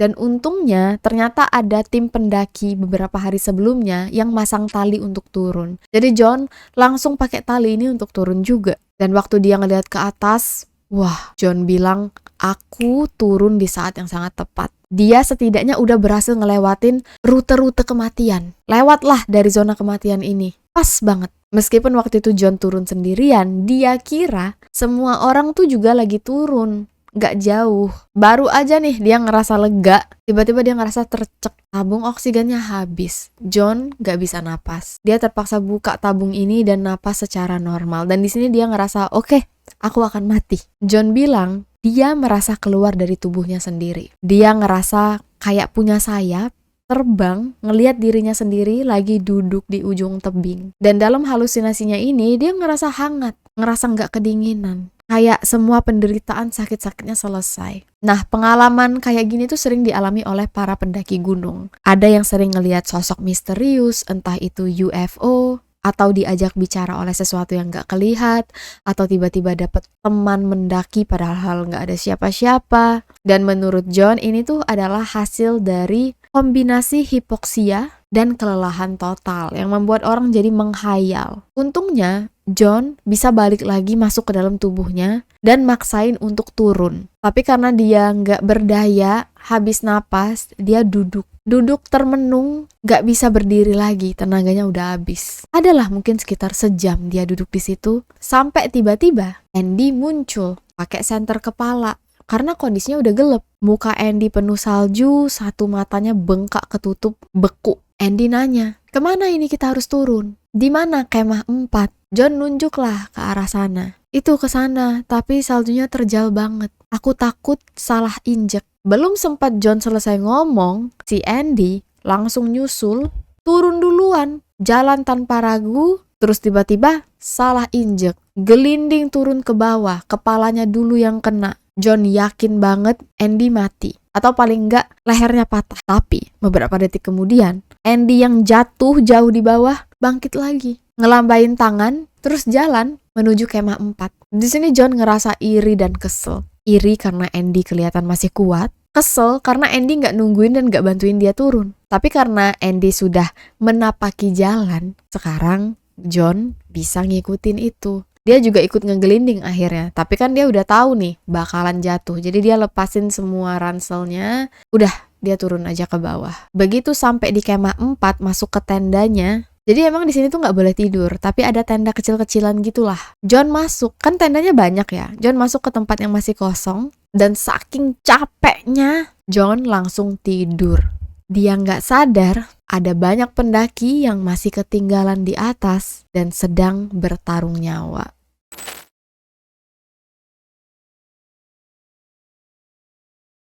Selama semalaman ini, John tidur. Dia nggak tahu sama sekali apa yang terjadi. John nggak tahu bahwa ada orang yang baru sampai ke puncak jam 5 sore. Beda dengan kesepakatan di awal bahwa jam 1 atau jam 2 sudah harus turun. Kok bisa? Soalnya yang sampai di jam 4 dan 5 sore, pemimpin mereka sendiri. Ada yang bilang Rob sampai ke puncak jam 4 sore, sedangkan Scott sampai ke puncak jam 5 sore. Nah, para pemandu lain, mereka nggak berani ngasih perintah. Karena kan sejak awal yang boleh ngasih perintah cuman pemimpin. Selama pemimpin diem aja, pemandu nggak berani nyuruh orang untuk turun. Ya kali, nyuruh orang yang sudah bayar hampir 1 miliar turun. Sedangkan mereka bukan pemimpinnya. Makanya, rencana mereka tuh kacau banget. Ini yang menyebabkan Rob dan Scott nggak selamat di pendakian ini. Dan karena itu mereka nggak bisa menjawab pertanyaan kita. Kenapa? Kok nggak sesuai dengan jadwal jam 1, jam 2? Tapi asumsinya, Rob ngusahain banget Doug untuk bisa sampai ke puncak. Meskipun kondisi Doug sakit-sakitan dan harus dibopong. Kemungkinan besar Rob merasa bersalah karena sebelumnya Doug udah pernah gagal. Kalau gagal lagi, dia ngerasa hutang. Apalagi Doug sendiri bilang, tiap hari sejak dia nggak sampai ke puncak Everest, dia tuh nyesel dihantuin. Makanya Doug juga mati-matian naik ke atas puncak meskipun mereka sampai jam 4 sore. Itu alasan kenapa mungkin Rob gak menepati aturannya sendiri. Kalau Scott kenapa? Kenapa dia nyampe jam 5 sore? Kemungkinan besar Scott sebenarnya sakit berat, tapi dia gak mau ngomong. Karena dia kan pemimpin, gak mungkin dia ngasih tahu pesertanya dan Sherpa-Sherpanya dia harus turun. Dan kemungkinan besar, Rob sendiri tuh udah dalam keadaan kurang sadar. Tadi kan aku sudah cerita, Scott kecapean banget karena dia harus naik turun terus ngurusin pesertanya yang ada di kemah yang beda-beda. Ternyata Scott juga punya parasit di dalam badannya. Parasit ini berasal dari waktu dia daki gunung lah, yang sebenarnya sudah berusaha dibuang oleh dokter, tapi ternyata nggak bisa bersih total. Parasit ini bakal kambuh kalau Scott kecapean. Kalau parasit ini kambuh, Scott bisa menggigil, kejang-kejang, kecapean total. Dan mungkin ini yang menyebabkan Scott lambat banget ikut mereka naik. Saat seluruh timnya udah naik ke atas, dia belum. Makanya dia sampai di jam 5 sore. Nah, waktu hampir semua peserta sudah di atas, Neil, kalau kalian ingat, pemandu dari tim Scott, inisiatif nyuruh semua orang untuk turun di jam 3:10 sore. Awalnya dia kan emang nggak mau ya nyuruh-nyuruh, tapi ini udah jam 3, dia yakin banget gelap nanti kalau udah lebih dari jam ini baru mau turun. Bahaya, mending dia dimarahin, mending dia dikata-katain daripada kehilangan nyawa. Dan untung para peserta ya udah mau turun juga. Dalam perjalanan turun, mereka sempat papasan dengan Scott yang masih mau naik. Tapi mereka tuh nggak nanya-nanya, soalnya ya Scott kan sudah berpengalaman. Scott juga kelihatan capek, tapi kayak nggak kepikiran secapek itu. Nggak tahu juga kalau Scott sakit. Jadi mereka yakin ya udahlah pasti baik-baik aja. Sementara itu, Sandy dibopong lagi oleh Lobsang. Kali ini kondisi Sandy udah bener-bener memprihatinkan. Tabung oksigennya udah habis, terkapar, bener-bener gak bisa jalan lagi, dan terpaksa disuntik dexamethasone. Ini obat darurat untuk mencegah edema otak katanya. Ada saat dimana Sandy tuh bahkan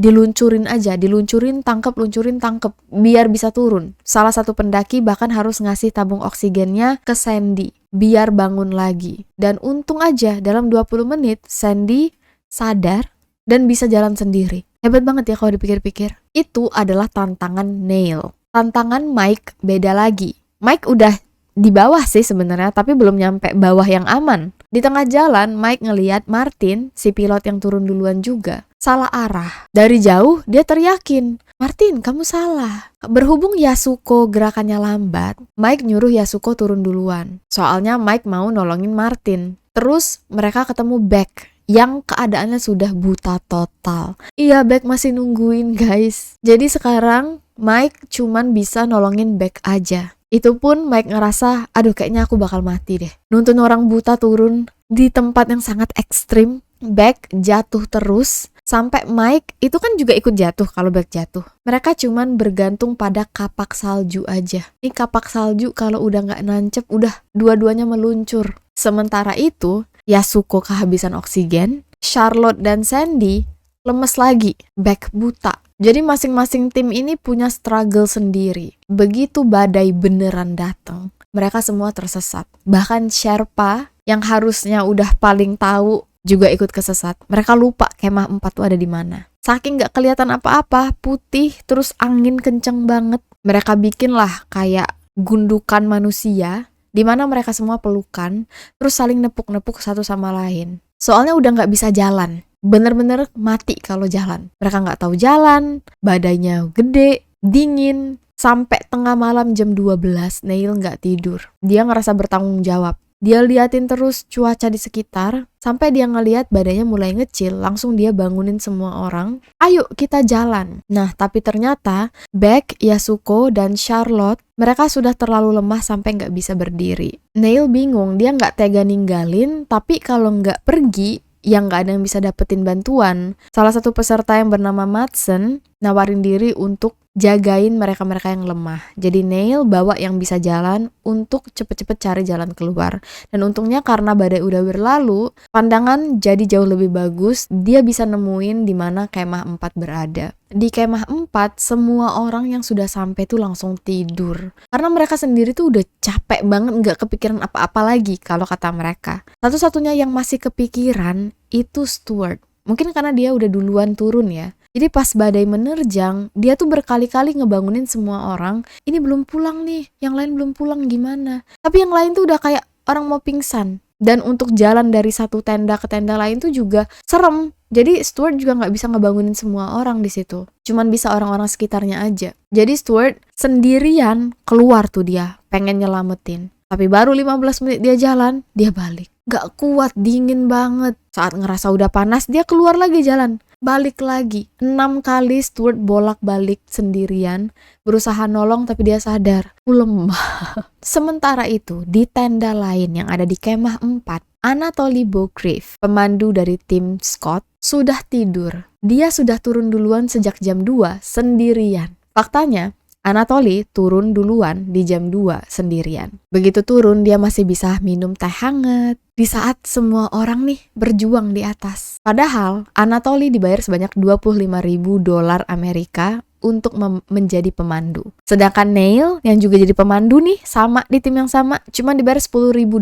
Karena pengalaman Anatoly memang jauh lebih bagus. Cuman kalau dilihat-lihat nih, Neil nih hampir mati, Anatoly tiduran aja dia. Waktu ditanyain kenapa dia turun duluan, alasan Anatoly ada 2. Dia bilang kan dari awal nih, udah dibilang jam 2 turun. Ya udah, aku turun duluan. Aku yang mana tahu orang lain bakal tetap ada di atas. Kan sejak awal cuman pemimpin yang punya wewenang nyuruh turun. Ya itu bukan wewenang aku. Terus mending aku istirahat daripada aku kecapean juga. Kan kalau aku istirahat aku bisa bantuin kalau ada apa-apa. Sebagian orang nganggep ini tuh egois. Karena Anatoly gak bawa radio. Gimana dia bisa tahu yang lain itu butuh bantuan? Ya kan? Wallahu a'lam. Sampai sekarang tuh masih jadi perdebatan. Dan kalau kalian ngira Anatoly jahat, nanti Anatoly tuh jadi salah satu orang yang juga menyelamatkan banyak orang. Jadi ya susah sih. Di sini nggak ada yang hitam putih. Mungkin juga karena kondisi cuaca, ya entahlah. So, begitu Neil sampai ke kemah 4, dia langsung ngabarin Anatoly. Banyak orang yang tersesat. Jaraknya cuma 20 menit, tapi udah nggak sanggup lagi jalan. Yaitu Yasuko, Beck, ada Charlotte, terus ada Madsen yang nungguin. Langsung tuh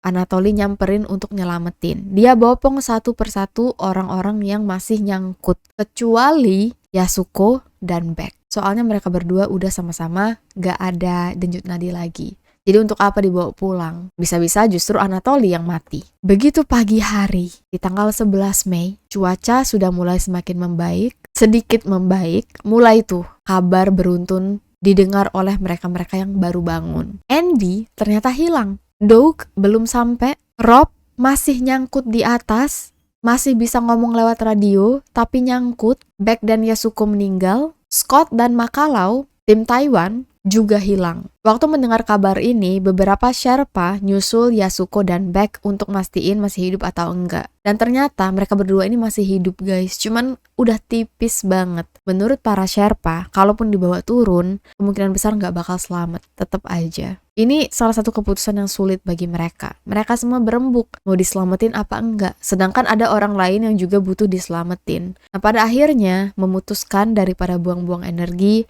Yasuko dan Beck ditinggalkan untuk meninggal. Makanya aku bilang, tadi di awal, teman kita mendaki bakal sangat mempengaruhi nasib kita.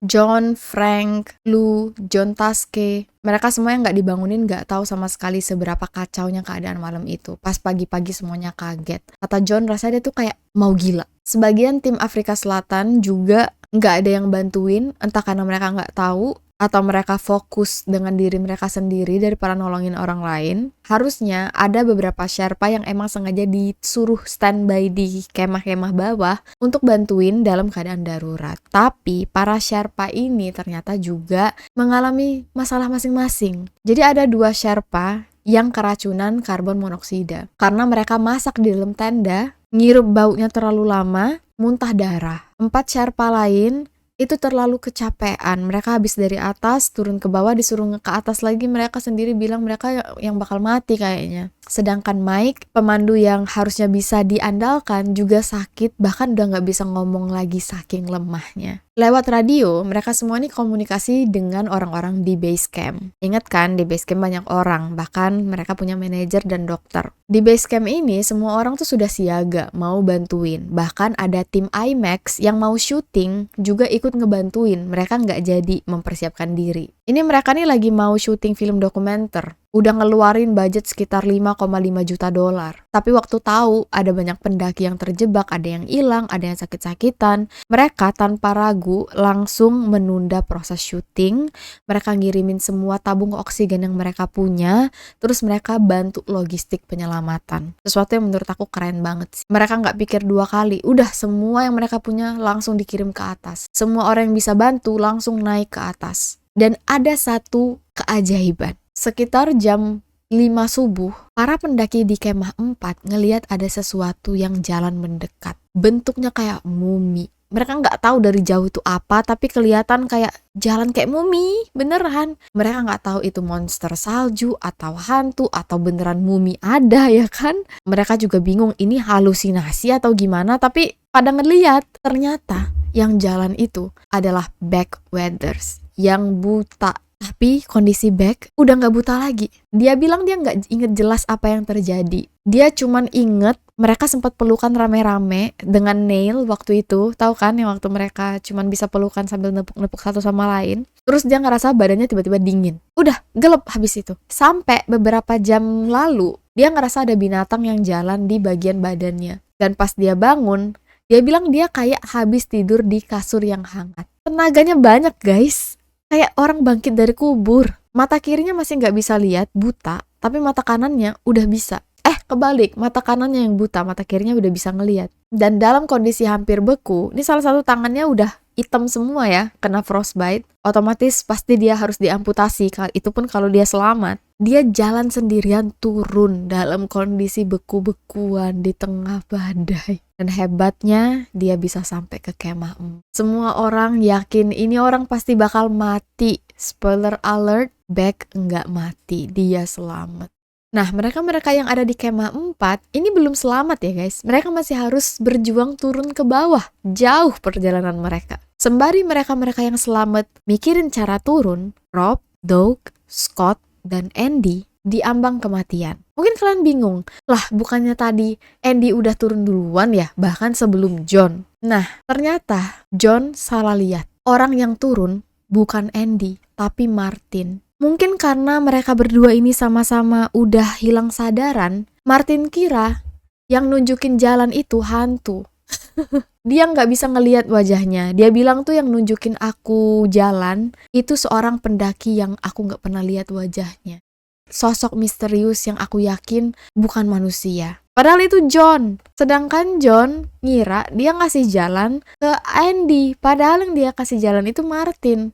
Ini menunjukkan seberapa gak sadarnya mereka. Dan ini yang membuat John ngerasa bersalah banget. Dia ngerasa bersalah karena dia tuh udah laporan bahwa Andy sudah sampai ke kemah. Istri Andy nih di rumah ngira, oh suami aku udah aman. Padahal Andy ngilang. Jadi John harus ngasih kabar bahwa dia salah lihat. Dan istri Andy yang awalnya sudah tenang, itu langsung dia sakit hati dengan John. Bahkan saat John nulis buku ini, istrinya tuh masih sakit hati. John tahu dia salah, tapi ya dia bingung juga gimana cara jelasinnya. Karena keempat orang ini, Rob, Doug, Scott, dan Andy, meninggal dunia. Mereka nggak selamat. Kita nggak pernah tahu apa yang sebenarnya terjadi. Tapi ini fakta yang kita tahu. Pertama, Doug kehabisan oksigen saat turun dan Rob berulang kali minta orang di bawah untuk bantu bawa oksigen. Jadi Rob nemenin Doug yang sekarat. Nah, Andy di bawah yang berkali-kali bilang, oksigen udah habis, oksigen udah habis.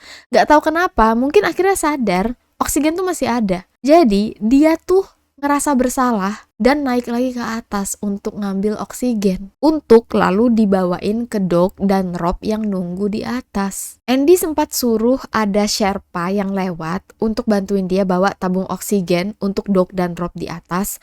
Tapi Sherpa ini nggak mau karena dia sendiri udah kecapean dan itu bukan job desk dia dari tim lain. Jadi Andy bawain sendiri. Ini dia karena ngerasa bersalah banget pasti. Harusnya nih kalau Andy mungkin ya nggak salah ngasih informasi, banyak orang di bawah tuh yang sebenarnya bisa bantuin ambil. Tapi kan semuanya sekarang udah turun. Jadi ya cuman Andy yang bisa bawain ke atas. Tapi ini cuman andai-andai aja ya. Maksudnya yang namanya sudah takdir. Makanya Andy naik sendiri. Padahal dia udah di bawah tuh. Terus Rob berkali-kali dia ini udah disuruh sama orang di base camp, turun dulu aja, tinggalin Doug. Kalau kamu turun, kamu bisa ambil oksigen, kamu bisa balik ke atas. Tapi Rob ini mungkin karena udah salah informasi juga, ngerasa dia nggak mampu turun lebih jauh, dia nggak mau ninggalin Doug. Mungkin dia juga berharap Doug ini bakal sembuh, dapat tenaga, bisa diajak turun bareng. Jadi sekitar selama 16 jam, Rob itu masih ngobrol lewat radio. Masih hidup, cuman ya nyangkut di atas, gak bisa ngelewatin badai. Dia bahkan masih sempet teleponan minta hubungin ke istrinya yang ada di New Zealand, bilang ke istrinya, aku gak apa-apa, kamu tidur aja ya, aku bakal selamat. Tapi lama-lama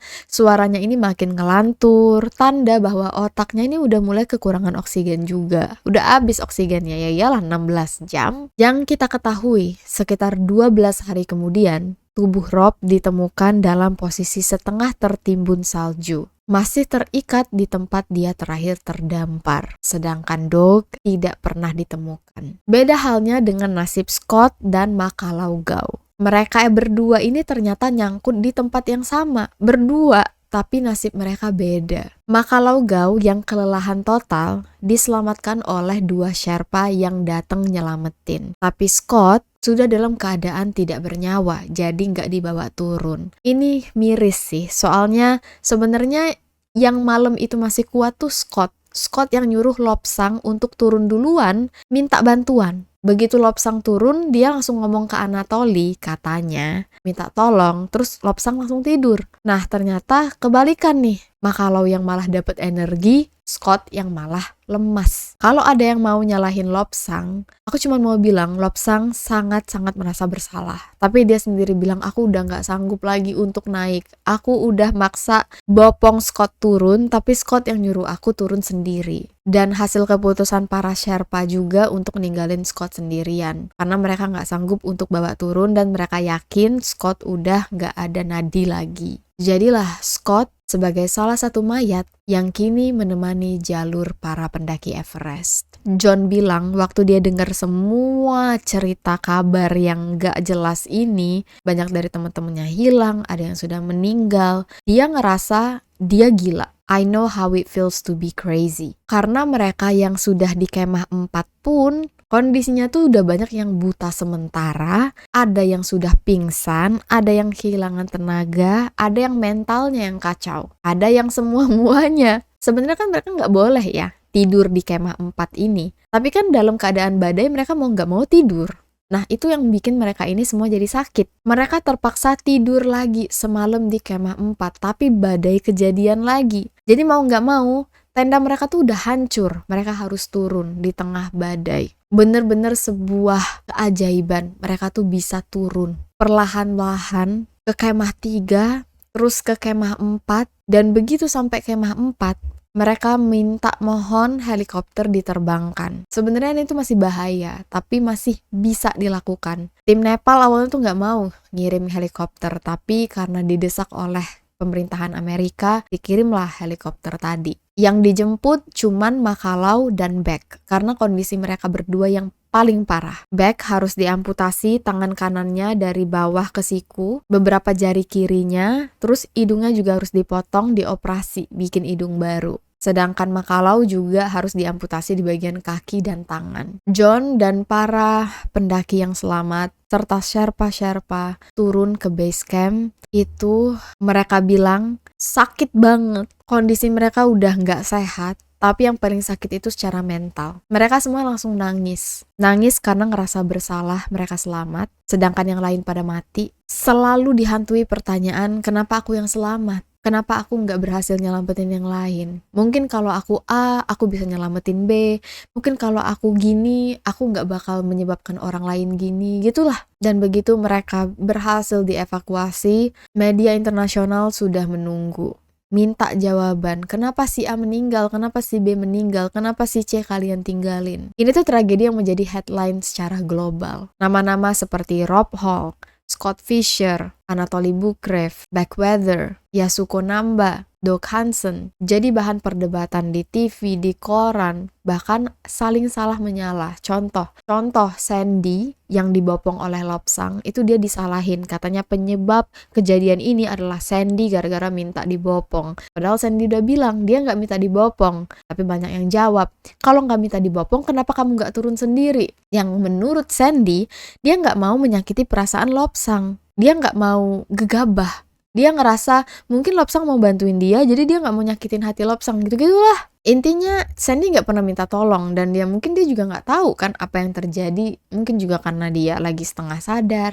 Nggak bisa sih, kita nggak bisa, menurut aku ya, nggak bisa ngejudge orang-orang yang ada di sini. Waktu John sudah selamat, dia ini diminta untuk menerbitkan jurnal berita oleh majalah Outside. Kan dia jurnalis. Dan dia ceritain lah apa yang terjadi. Tapi ternyata artikel pendek itu membuat banyak orang marah. Karena ada beberapa orang dan keluarga korban yang ngerasa kesaksian John ini salah. Kesaksian John terlalu menghakimi.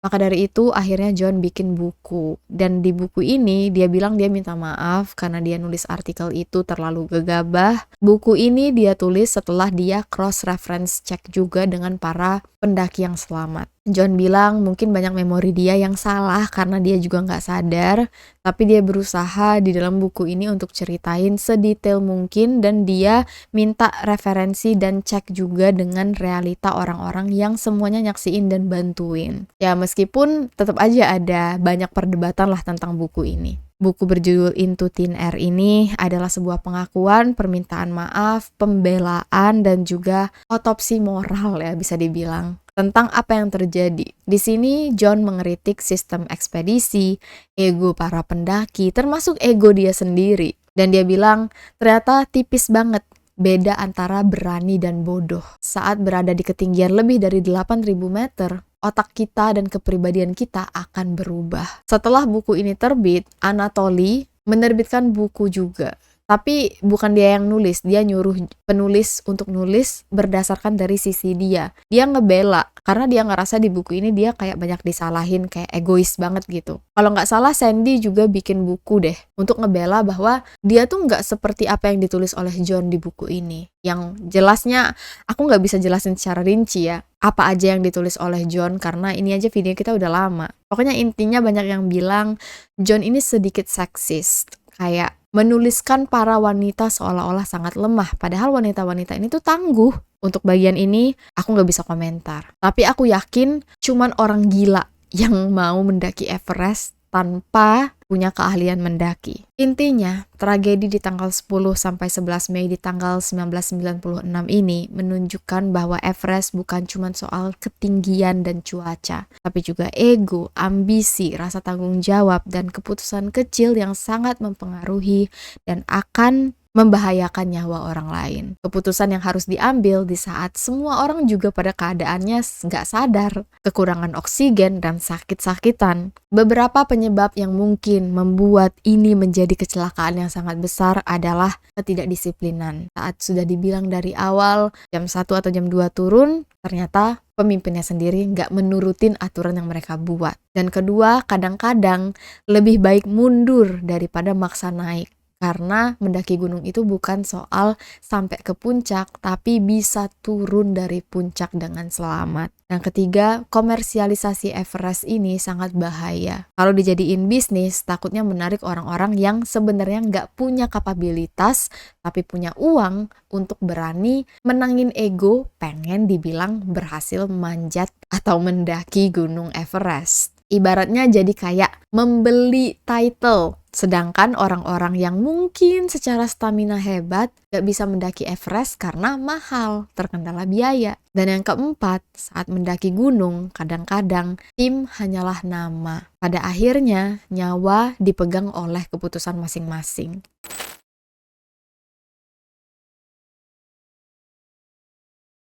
Setelah kejadian ini, mereka yang selamat pulang ke rumah dan menjalani hidup kayak biasa. Banyak dari mereka yang bisa melihat sisi positif dari pendakian Everest ini. Tapi bagi John, dia ngerasa dia nggak bisa ngelihat satupun hal positif dari pendakian ini. Cita-cita masa kecilnya yang dia kira bakal bikin dia sangat bahagia kalau suatu hari tercapai, justru sekarang sampai detik ini, setidaknya sampai dia nulis buku ini, dia ngerasa dihantui oleh Everest. Dia nggak bisa ngelihat gunung Everest sebagai gunung yang indah, tapi sebuah hantu yang bikin dia selalu merasa bersalah. Beberapa bulan setelah kejadian ini, Lobsang meninggal dunia saat menemani pendaki dari Jepang menuju puncak Everest. Lalu Anatoly dinyatakan cacat mata karena kecelakaan saat naik bus di kampung halamannya di Kazakhstan. Dan setahun kemudian, Anatoly meninggal karena ditimpa longsor salju saat mendaki Annapura, gunung tertinggi ke-10 di dunia. Sedikit informasi unik, sebelum meninggal, Anatoly ini sempat memimpin dan membawa tim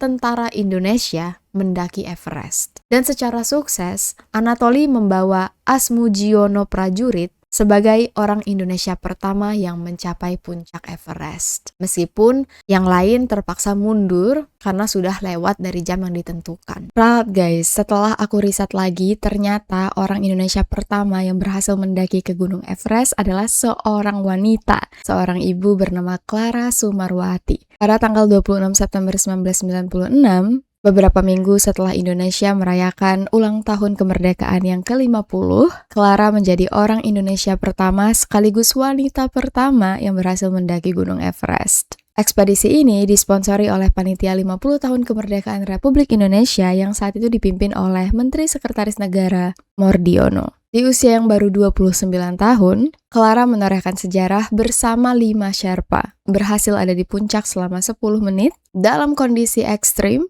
suhu anjlok minus 40 sampai minus 60 Celcius, yang membuat kamera yang dibawa oleh Clara membeku. Maka dari itu, beliau nggak bisa foto untuk menunjukkan bukti. Dan gara-gara hal inilah keberhasilannya sering diragukan oleh orang-orang. Termasuk nggak tercatat di dalam buku Into Thin Air yang aku baca ini. Sandy, si selebriti, diolok-olok dan dianggap oleh publik sebagai penyebab musibah sampai anaknya sendiri dibully. Makanya Sandy mengeluarkan ceritanya lagi biar dia nggak disalahin orang-orang. Neil sama dengan John merasa dihantui rasa bersalah karena dia meninggalkan Yasuko yang lemah, padahal Neil sama seperti John masih merasa bersalah. Neil bilang, aku masih mikirin Yasuko. Karena dia ninggalin Yasuko kan. Padahal Yasuko ini bukan tim dia, tapi dia masih ngerasa bersalah. Seluruh Sherpa-Sherpa, termasuk Ang Dorje, itu sebenarnya ngerasa bersalah. Gak ada satu orang pun di sini yang sebenarnya egois menurut aku. Setelah bawain banyak cerita di ruang gelap, aku cuman bisa menarik kesimpulan, kita-kita ini sifatnya bisa berubah saat didesak. Entah itu takut kehilangan harta, takut reputasi rusak, atau saat takut kehilangan nyawa. Aku harap kisah Everest ini membawa banyak perspektif baru, terutama untuk orang-orang yang gak ngerti dengan dunia pendakian seperti aku. Kecintaan terhadap gunung itu gak bisa dibuat-buat, dan siapa yang siap menjawab panggilan alam, wajib siap menerima apapun jawaban dari alam. I'll see you guys very soon in the next video. Lebih dan kurang aku mohon maaf. Please take care, stay safe, and stay alive.